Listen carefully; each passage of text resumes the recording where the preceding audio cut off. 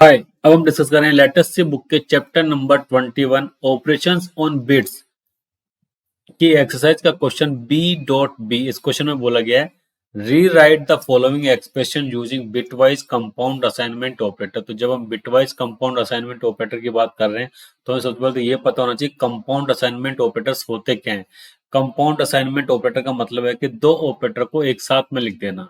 अब ये भी ध्यान रखना कि जरूरी है कि यहाँ पे जब भी हम कंपाउंड असाइनमेंट ऑपरेटर की जब भी बात करते हैं तो उसके अंदर ऑपरेंड केवल एक ही यूज होता है डिफरेंटली।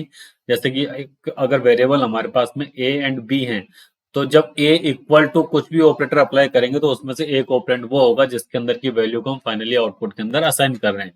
मतलब कि जिस ऑपरेंड के अंदर या जिस वेरिएबल के अंदर रिजल्ट स्टोर कर रहे हैं वो वेरिएबल इटसेल्फ इसके अंदर एक ऑपरेंड का रोल भी प्ले करता है। क्योंकि जैसे मान लीजिए कि हम असाइनमेंट ऑपरेटर प्लस का साइन करते हैं तो क्या करते हैं, जैसे A plus equal to B, उसका मतलब होता है A equal to A plus B.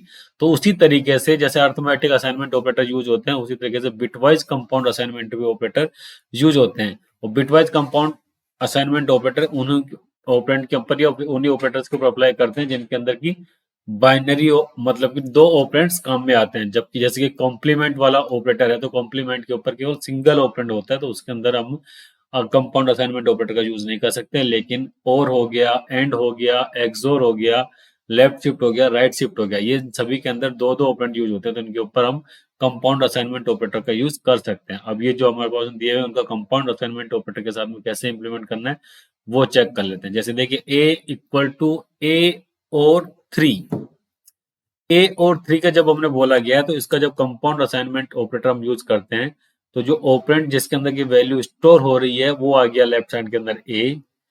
उससे पहले जो ऑपरेटर लिया हुआ है जिसको यूज करना उसका साइन लगता है वो, उसके बाद में इक्वल, इक्वल का साइन सेम रहेगा और उसके बाद में जो भी सेकंड ऑपरेंड की वैल्यू आ गई वो आ गई है। तो देखिए इसका सिंटेक्स क्या होगा कि जो रिजल्ट जिसके अंदर स्टोर हो रहा है सबसे पहले तो वो ऑपरेंड आएगा, उसके बाद में वो ऑपरेटर जो अप्लाई करा हुआ है उसके बाद में इक्वल और फिर सेकंड वाला ऑपरेंड। इस तरह का बिल्कुल सिंपल सा सिंटेक्स रहता है चाहे आप कोई सा भी कंपाउंड असाइनमेंट ऑपरेटर यूज करो बिटवाइज के अंदर। तो ये हो गया ए, जो राइट साइड में लिखा हुआ है इसका मीनिंग क्या होगा, ए इक्वल टू ए और 3।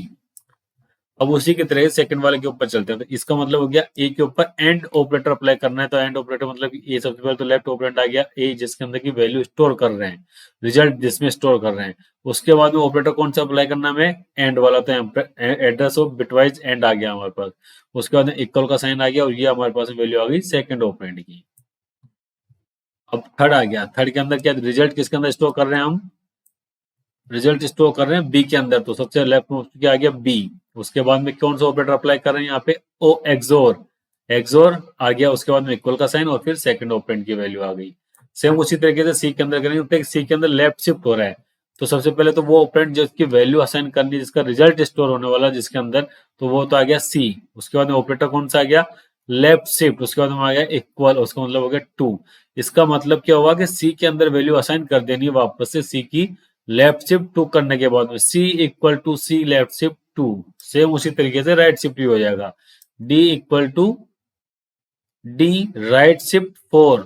तो मतलब सबसे पहले रिजल्ट जिसके अंदर स्टोर हो रहा है वो क्या क्या डी, उसके बाद कौन सा ऑपरेटर अप्लाई हो रहा है, राइट शिफ्ट, उसकी वैल्यू असाइन करने के लिए इक्वल का साइन आ गया, कितनी बार सेकंड ऑपरेंड की वैल्यू कितनी आ रही 4। तो लेफ्ट साइड में लिखा हुआ D equal to D right shift 4।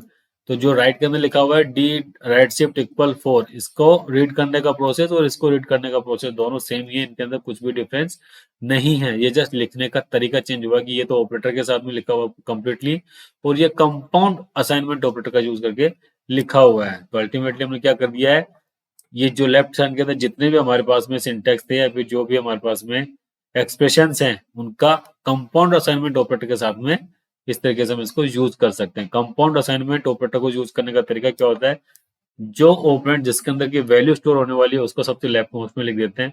उसके जस्ट बाद में आता है वो ऑपरेटर जो कि अप्लाई कर रहे हैं, उसके बाद इक्वल का साइन और देन सेकंड ऑपरेंड की वैल्यू, सेकंड ऑपरेंड आ जाता है। सेकंड ऑपरेंड की जो भी वैल्यू दे रखी है वो स्टैटिक हो डायनामिक, अगर वेरिएबल होगा तो डायनामिक हो जाती है मतलब वैल्यू चेंजेबल होगी, और अगर स्टैटिक होगा तो मतलब कि वो फिक्स होगी तो मतलब ऑपरेंड की वैल्यू इसके अंदर आ जाती है। ओके, तो इस तरीके से हम कंपाउंड असाइनमेंट ऑपरेटर का यूज करते हैं बिटवाइज के अंदर, बिटवाइज ऑपरेटर्स के अंदर। Okay, thank you.